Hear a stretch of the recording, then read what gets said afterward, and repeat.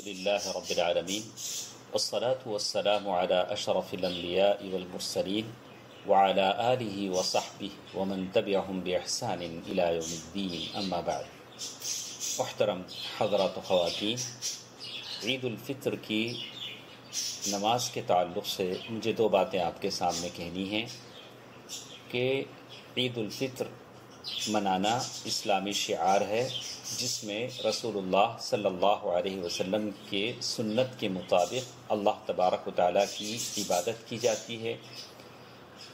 تو عید الفطر اس مرتبہ جو عید الفطر اگر اسی طرح لاک ڈاؤن کا سلسلہ جاری رہا تو ہم لوگ عید کی نماز اپنے گھروں میں ادا کریں گے.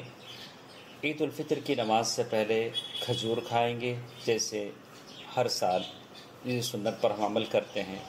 5 7 اس عدد میں کھجور کھائیں گے، یہ 3.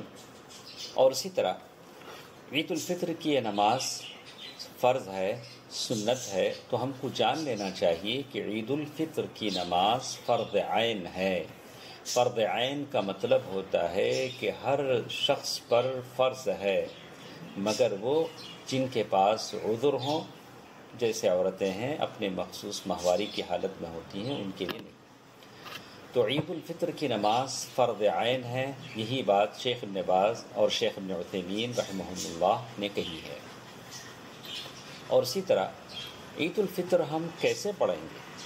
تو معلوم یہ ہوتا ہے کہ عید الفطر کی نماز 2 رکعات بلند آواز سے گھر کا کوئی فرد نماز پڑھائے گا، سارے لوگ ان کے ساتھ کھڑے ہو کر پڑھیں گے، گھر میں جتنے بھی لوگ ہیں.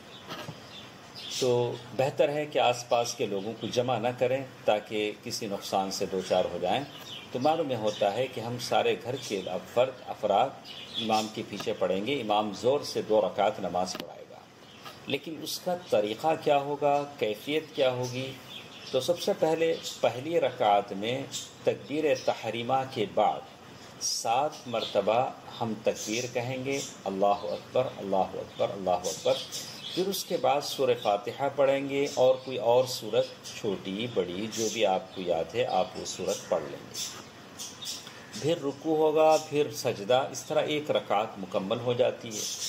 اس کے بعد دوسری رکعت کے لیے جب آپ اٹھیں گے سجدے سے، تو سجدے سے اٹھتے ہوئے ایک تکبیر تو آپ کہیں گے، اس کو کہتے ہیں تکبیر الانتقال، یعنی ایک حالت سے دوسری حالت کی طرف آپ منتقل ہوتے وقت جو تکبیر کہتے ہیں. اس کے علاوہ دوسری رکعت میں آپ 5 مرتبہ تکبیریں کہیں گے سورہ فاتحہ سے پہلے، اور پھر سورہ فاتحہ پڑھیں گے اور پھر کوئی اور سورت پڑھیں گے، پھر رکوع اور سجدہ ہم کریں گے. اس طرح سے یہ 2 رکعتیں عید کی نماز کی مکمل ہو جاتی ہیں. اور پھر جیسے عیدگاہوں میں ہر سال خطبہ ہوتا رہا ہے عید کی نماز کے بعد، اس طرح ہمارے گھر میں کوئی خطبہ نہیں ہوگا. نہ عید سے پہلے کوئی سنت نفل ہے، نہ عید کے بعد کوئی سنت نفل ہے.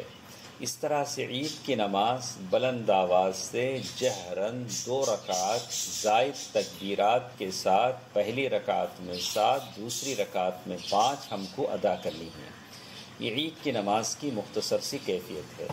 اس کی دلیل ہم کو ملتی ہے، امام بخاری رحمہ اللہ نے حضرت انس بن مالک رضی اللہ تعالیٰ عنہ سے جو اثر نقل کیا ہے صحیح بخاری میں بڑے تاکید صیغے کے ساتھ، اس کی دلیل سے ہم اس چیز کو ادا کرتے ہیں.